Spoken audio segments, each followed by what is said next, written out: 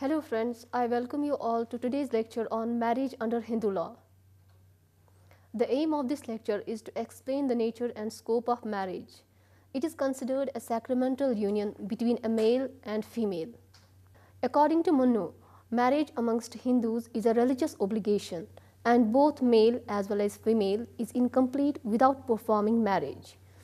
The marriage amongst Hindus in terms of classical approach is a pure religious and sacramental affair.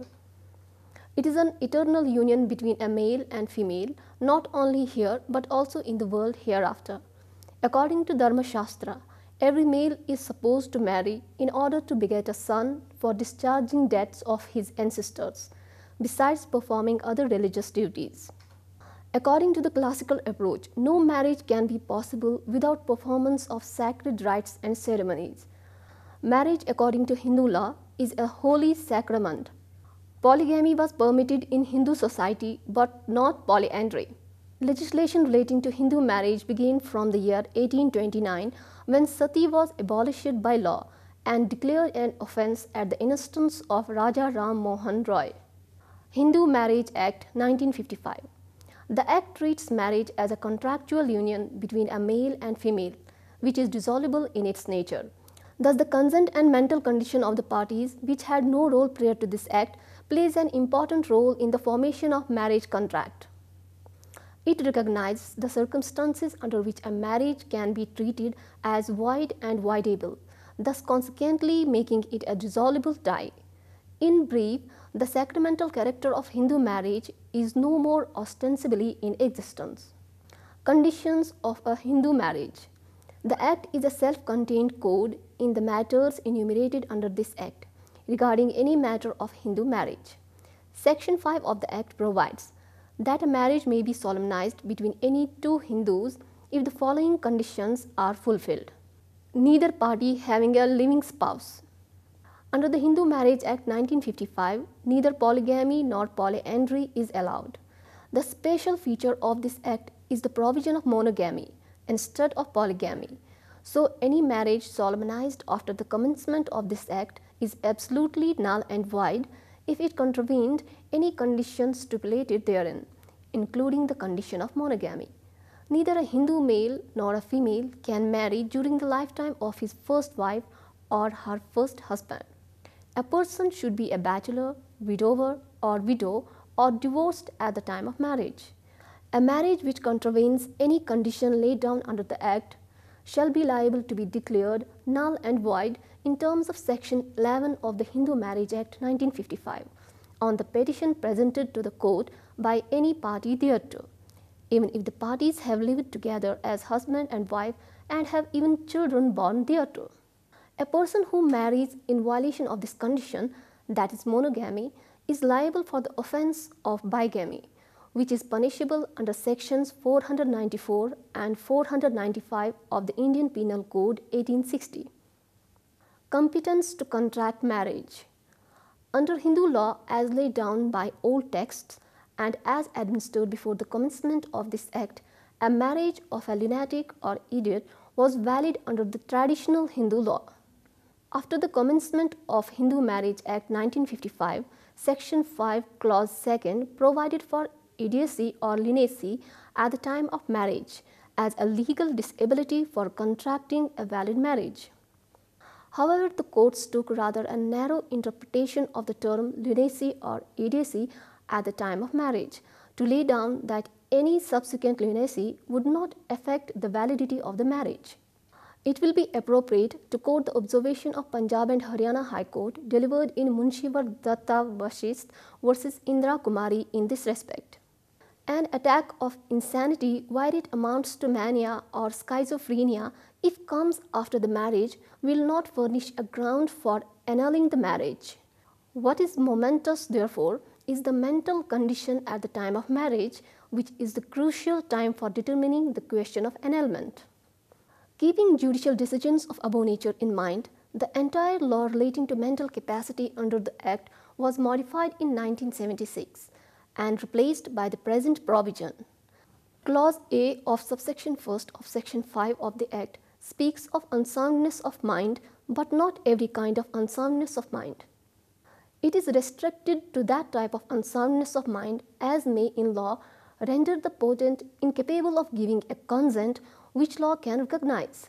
Similarly, clause B indicates that the mental disorder should have lasted for some length of time. It does not, however, define the term mental order, but simply says that the mental disorder must be either of such a kind or to such an extent as to make the patient unfit for marriage and procreation of children. Under this section, a decree of annulment may be granted if it is proved inter alia that spouse was of unsound mind or was suffering from a mental disorder of such a kind or such an extent as to render him unfit for marriage and procreation of children. Cancellation of marriage, however, is being a drastic relief. The onus of proof lies heavily on the petitioner to prove the case. Clause C of subsection 1st of section 5 deals with recurrent attacks of insanity or epilepsy as the ground for annulment of marriage. But again, the terms of insanity or epilepsy have not been defined. Whether a person has in fact been subject to recurrent attacks of insanity or epilepsy will have to be ascertained by the court with the aid of medical opinion and other cogent evidence. Age of majority of the parties. The Hindu Marriage Act, being a post-independence statute passed in the background of equality, gender justice and reformation, had to pay for such policy and procedure, eliminating thereby all types of unjust rituals, irrational practices and ill-founded dogmas. The social evil of child marriage, being largely prevalent, had to be eradicated as a sequel to these reformations. In 1929, an attempt was made to prescribe 15 as the maximum age for girls and 18 for the boys. However, in 1976, this condition was modified and marriage age was raised to 18 and 21 respectively. Though the Act prescribes a minimum age as one of the conditions for a marriage, however, marriage in breach of this provision is neither void nor voidable. It is only punishable under Section 18 of the Act and under the Child Marriage Restraint Act 1929 as amended in 1978. In V. Malik Arjunaya versus H.C. Gaurama, the husband sought declaration of marriage as void on the ground that he had not completed the age of 21 years at the time of marriage. The issue whether such marriage was valid, void or voidable was discussed at great length. The trial judge dismissed the husband's petition as it held that there was no cause of action. In appeal, the arguments raised on behalf of the husband were that Section 11, which provides the grounds for void marriage, should be read with Section 5, and any marriage in breach of conditions laid down in Section 5 should be declared as null and void. It was further contended that the law should not be so interpreted as to defeat its provisions. On the other hand, for the wife, it was contended that the legislature specially excluded Section 5, subsection 3 from the purview of Section 11, Section 12 and Section 13, and this exclusion was neither by accident nor by oversight, but deliberate. After detailed arguments, the court came to the conclusion that the law does seek to discourage marriage of underage boys and girls, but not to the extent of making them void or voidable. The socio-cultural conditions of the society and the consequences of invalidating such marriage on the girls especially were highlighted by the court. It observed, having regard to the strata in which marriages were likely to take place, the legislature was cautious of the fact that such provision should not have the result of rendering a large number of girls or young women virtually unmarried or to the destitution. The only security that a girl or woman in such a situation is entitled to is within the framework of the marriage, and if that marriage can be loosely undone or if it is not recognized by the law, it would result in disastrous social consequences, which is the only reason why this section was specifically excluded from Section 11 and 12 of the Act. Though such exclusion does not give a license for underage marriage, since they are punishable under Section 18 of the Act, the court suggested that in view of the rampancy of the practice, there is a need to provide for harsher penalties, particularly for those responsible for this. In Gajar Naran Bura versus Kanbi Kumarbai Pratap, the husband sought to defeat the wife's application for maintenance on the ground that marriage was in violation of the age requirement prescribed by the Act and hence void. The trial court dismissed the wife's claim, but the lower appellate court granted her maintenance. In second appeal, the Gujarat High Court held that child marriage by itself is not invalid nor a nullity unless there has been fraud or force in the solemnization of such marriage, in which case provisions of section 12, subsection 1st clause C of the Act would be attracted. Degrees of prohibited relationship.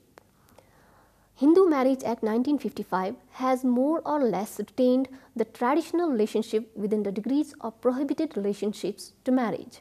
Thus, the Act clearly provides that any two persons who are major and not within the prohibited degrees of relationship enumerated under Section 3 of the Act shall be eligible for contracting a valid marriage. It may not be out of place to make it clear that persons mean Hindu as defined under the Act. Now the question arises as to what does the term degrees of prohibited relationship mean?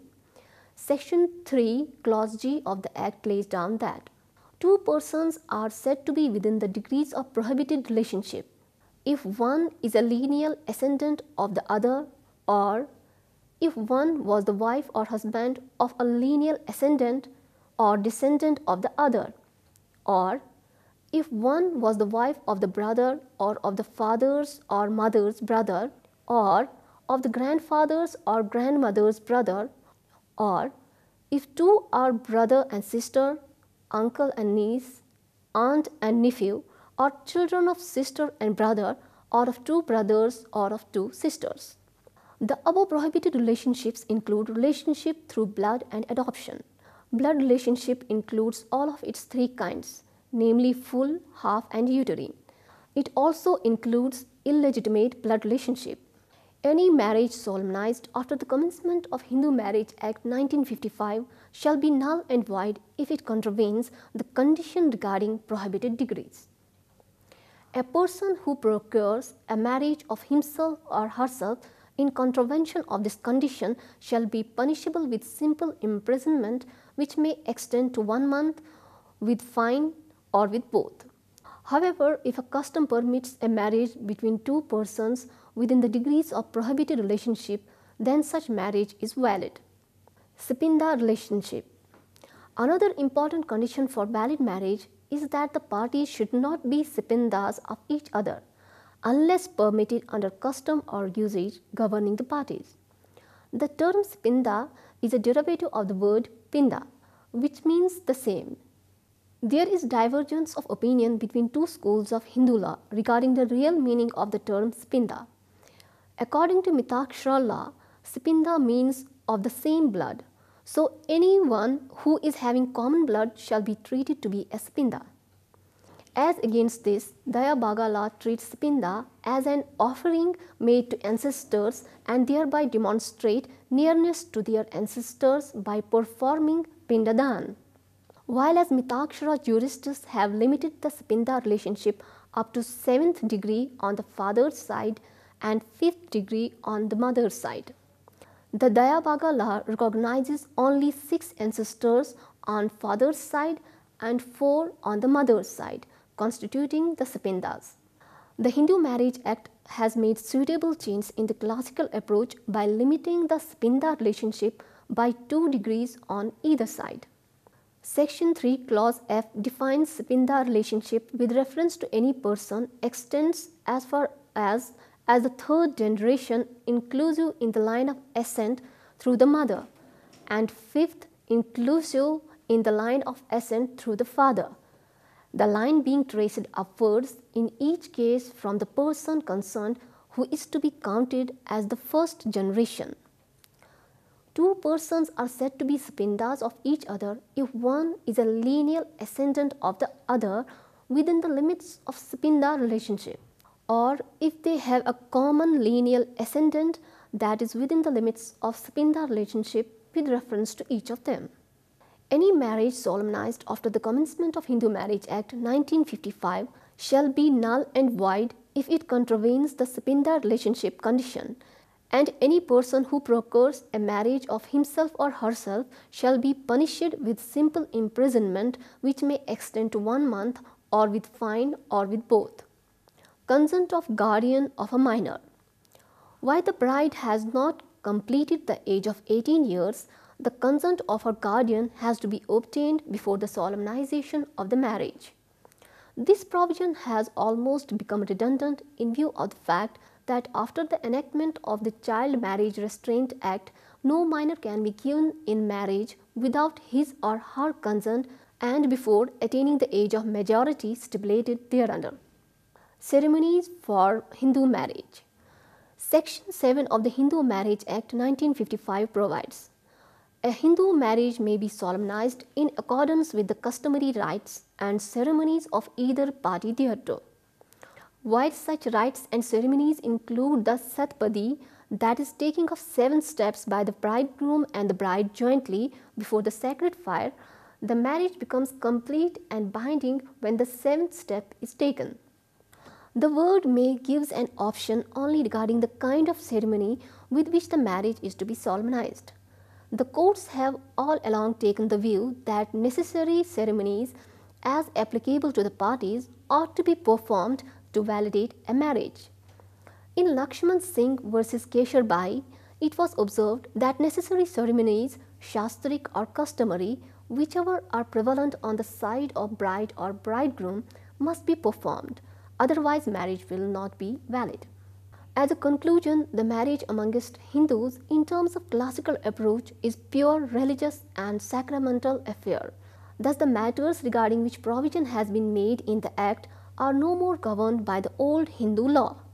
However, the matters regarding which no provision has been made in the Act and which are not inconsistent therewith will continue to be governed by the old Hindu law. The enactment has brought uniformity of law for all sections of Hindus. With this, I conclude this lecture. Hope you have understood fully. Thank you.